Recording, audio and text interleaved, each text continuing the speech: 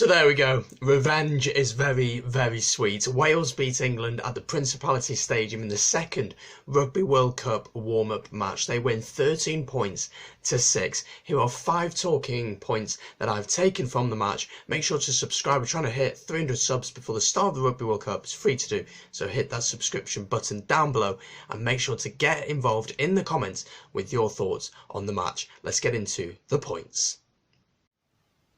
So point number 1 looks at the big decision in the first half. It was the yellow card to Anthony Watson. If you haven't seen it, Anthony Watson goes in for a tackle on Hadley Parkes. Now Wales are in a very advantageous position. They've turned the ball over, they've thrown it out wide, and they have a 3-man overlap. So Watson really, if he doesn't complete that tackle or goes to that tackle, it's 3 against 1 and likely to be a try for Wales. He goes for the tackle, his arms come in to wrap around, but he knocks the ball on.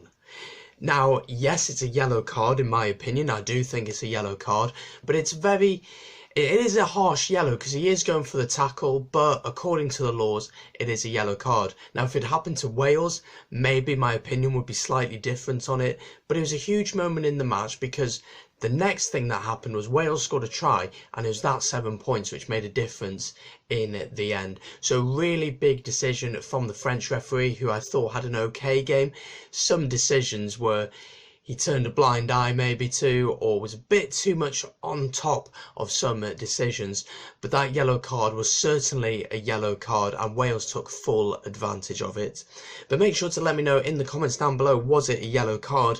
Trying not to be biased, depending where you're coming from, was it a yellow card? So point number 2 is Wales's imagination and desire to try something new with their second try. Wales very controversially got their second try after Anthony Watson was given the yellow card, but Anthony Watson wasn't even off the pitch. The French referee had given the yellow card and Watson was leaving the pitch. The English physios were leaving the pitch. Bigger notices that Josh Adams is on the far right on the flank, and cross kicks it to him.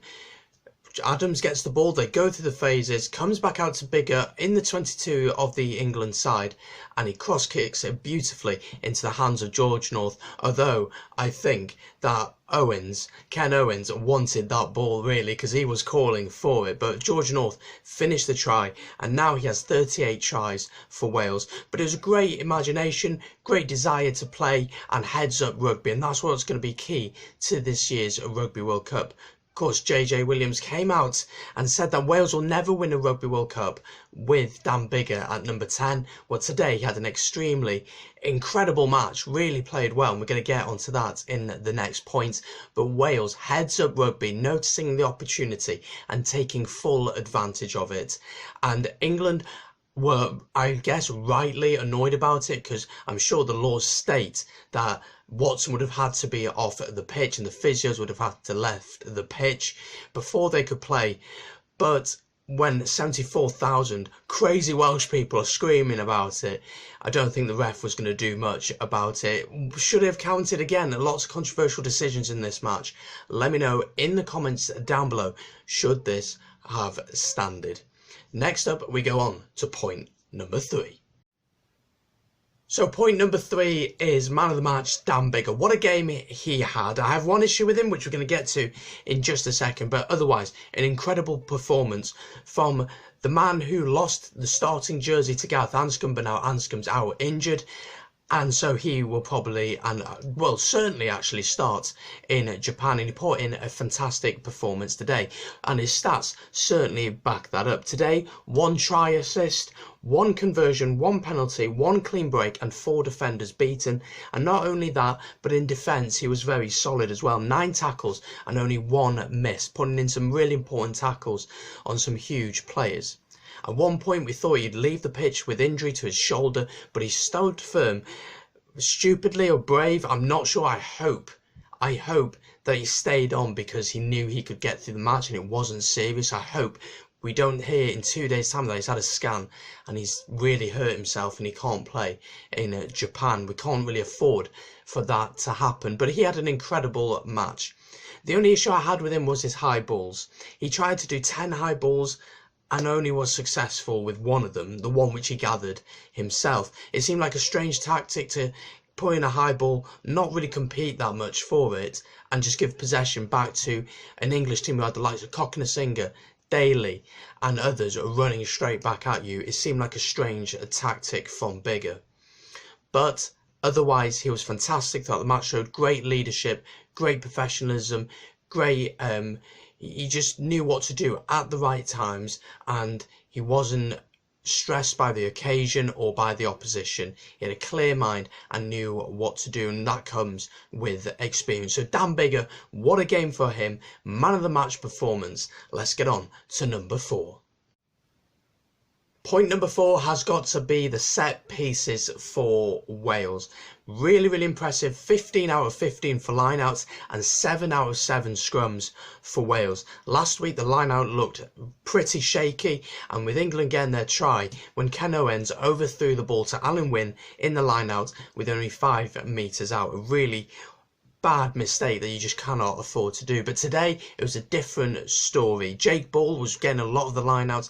Alan Wynne, Aaron Wainwright was being used. When Navidi came on, he was being used as well. Shout out to Navidi, who came on and had a fantastic match, as he just always seems to do.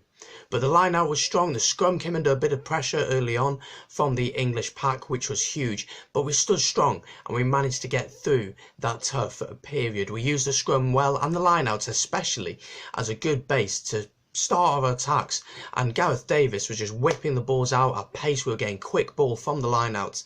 And really, we used them all as well, which was impressive against the English pack. So it's really encouraging that the set pieces look solid and we can use that as a base to attack from. So point number 4 there was that the set pieces seem to be all good. And the final point has to be that Wales are now officially the world #1 ranked team in the world. Yes, it's never happened before, but now we are officially the best side in the world according to the rankings. Although New Zealand early on today, they beat Australia in the Bledisloe Cup, winning 36-0 at Eden Park, an incredible match. But Wales still go top. Is this a good thing or is it pressure? I think it's both. I think it's good because it shows the work that Gatland has done over the past 10 years, and I really believe that we deserve that #1 shirt. You know, we've put in 3 Grand Slams, I think. We've had two Grand Slam, 2 Six Nations trophies, on top of that. We've done really well. We got to a World Cup semi-final.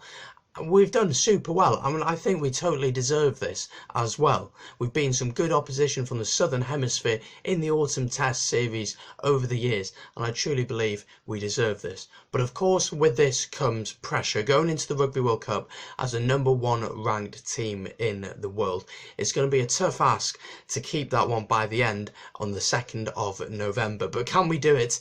That will be the big question. But point number 5 is that Wales are now #1 ranked team in the world. So there we go. That is 5 talking points from today's match as Wales beat England 13 points to 6 at the Principality Stadium. If you have enjoyed this video, make sure to subscribe, hit the bell down below, the notifications bell, so you won't miss a video here on BIS Rugby in the big lead up and during the Rugby World Cup. It's a good time to be a rugby fan. Let me know in the comments your thoughts as well. I want to hear your thoughts on this match. And as always, thank you very much for watching. I'll see you soon. Peace.